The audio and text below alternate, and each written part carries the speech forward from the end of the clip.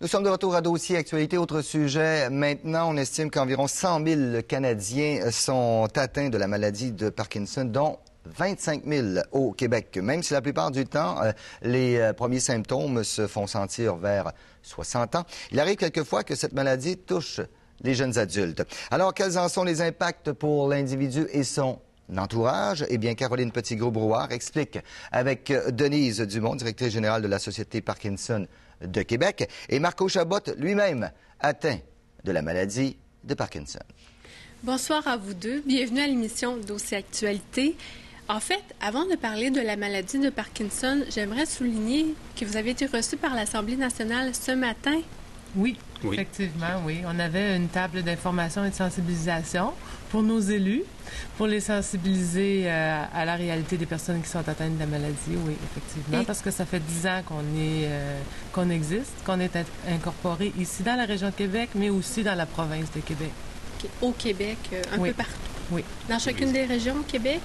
Il y a 9 régions, 9 conseils régionaux dans la province de Québec qui s'occupent des personnes atteintes de la maladie. Est-ce que vous avez eu une belle, une belle réception de la part de l'Assemblée? Oui, on a eu une belle réception du ministre de la Santé aussi. Une belle ouverture. Une belle ouverture, oui, exactement. C'est important de se faire voir aussi, de discuter avec eux.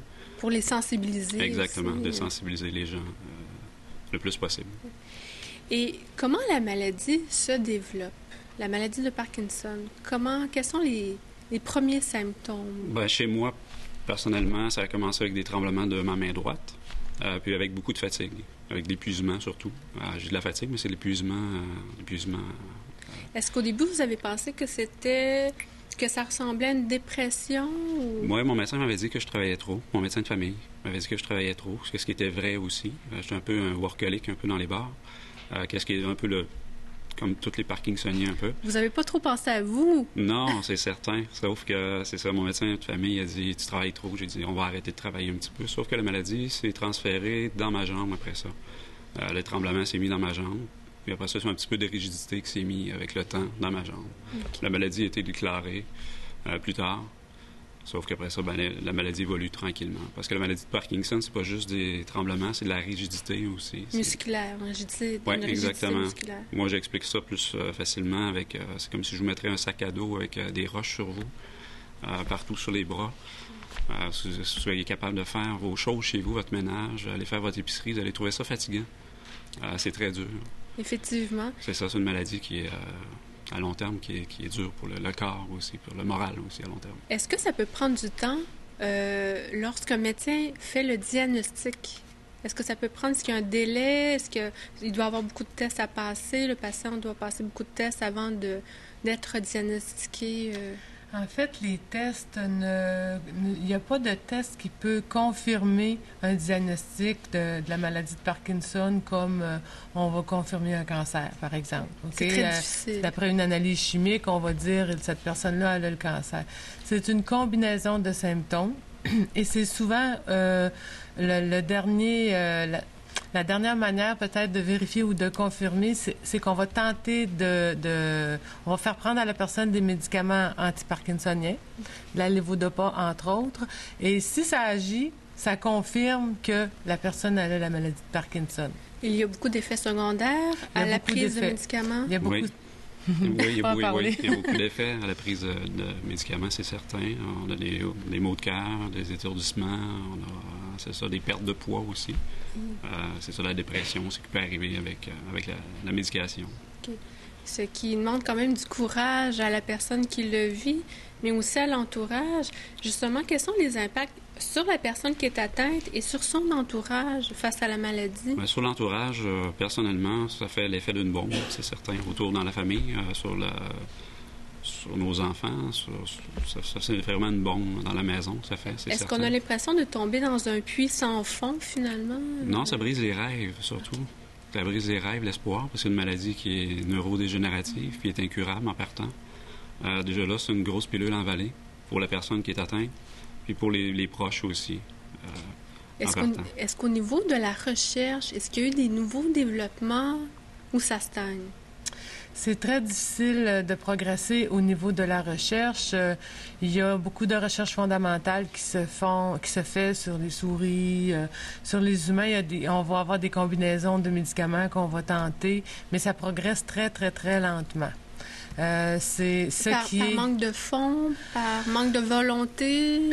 Je dirais pas que c'est un manque de fonds, non, ni de volonté. C'est vraiment parce que c'est une maladie qui est très complexe, parce qu'on n'en connaît pas les causes.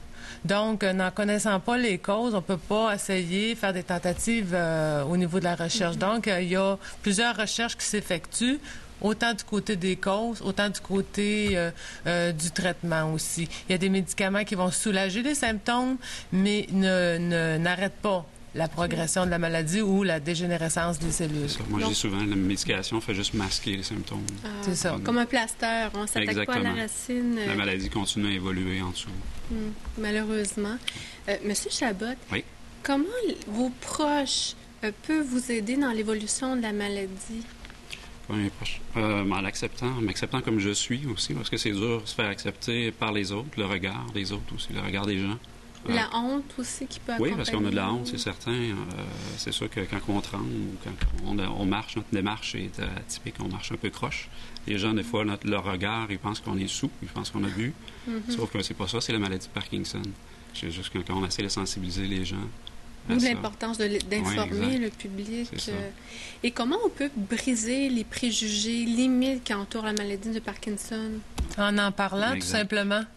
En parlant le plus souvent possible, pour la population qui est pas touchée par la maladie, soit par un proche ou eux autres mêmes, c'est peut-être de questionner, poser des questions, s'informer puis d'être ouvert à ça, parce que comme on le dit tout à l'heure, ce n'est pas qu'une maladie liée au vieillissement. Donc chacun d'entre nous, on peut être touché par cette maladie-là. Est-ce qu'il y a une moyenne d'âge? C'est 60 ans normalement. OK. C'est ça. Mais vous êtes toute jeune! Oui, j'ai 40 ans. Ça fait maintenant 7 ans que j'ai la maladie. C'est un peu comme Michael J. Fox, qui l'a eu à 31 ans. Il y a beaucoup de personnes, sauf que c'est ça, sont cachés, ils se cachent normalement. Ils restent chez eux, ils se cachent. Ils ne le disent pas au travail non plus. Et ça prend du temps avant de le dire. De le nommer. Oui, parce que c'est un peu honteux. Si je vous dis que je travaille plus ou que c'est un peu avec la société qu'on a maintenant. Oui. Les gens, ils ont plus de la misère à accepter ça. Puis pour nous, c'est dur aussi à accepter. Ça a des conséquences aussi, par contre, sur la santé, le fait de ne pas en parler pour la personne. Oui. Je pense que Marco peut en parler plus que moi, là, mais ça a des graves conséquences. Le stress que ça cause de se cacher, de ne pas montrer les manifestations des symptômes, ça cause énormément de stress au corps. On a tendance à se refermer sur nous, en fin de compte. À s'isoler. Isoler, oui, exactement, parce qu'on ne veut pas que les gens nous voient comme ça. On a quand même de l'orgueil. On est des êtres humains, on a de l'orgueil en dedans de nous. Mais malheureusement, parfois, souvent, de l'orgueil mal placé. Mal placé, oui, c'est exactement. Mais il ne faut pas faire ça. Il faut sortir, il faut bouger, il faut continuer à voir les gens, il faut affronter les regards des gens aussi. Et il y a des ressources aussi qui existent, des ouvrages pour les personnes, justement pour briser l'isolement, pour participer à des activités. D'ailleurs, la Société de Parkinson de Québec, vous organisez différentes activités. Oui, nous autres, on est organisés depuis 10 ans, justement, fondés par un groupe de bénévoles qui voulaient briser ça, cet isolement-là entre eux. Depuis maintenant 10 ans, on a progressé, on offre des groupes d'entraide à chaque mois où les personnes peuvent se rencontrer, échanger des solutions. On a aussi, comme en mai, notre congrès annuel. Arrêtez. Oui, c'est le 6 mai, malheureusement, c'est tout le temps que nous avons. Donc, c'est le 6 mai qui va avoir lieu le congrès. Oui. Ça va se dérouler où? À l'hôtel Clarion. OK. Donc, les gens peuvent se renseigner sur votre site web ou en vous téléphonant. Exactement. Oui, c'est ça, au 527-0075. Un gros merci et bon courage. Merci à vous. Merci. On s'arrête un instant pour une autre pause publicitaire et par la suite, on revient et on parle de solidarité internationale.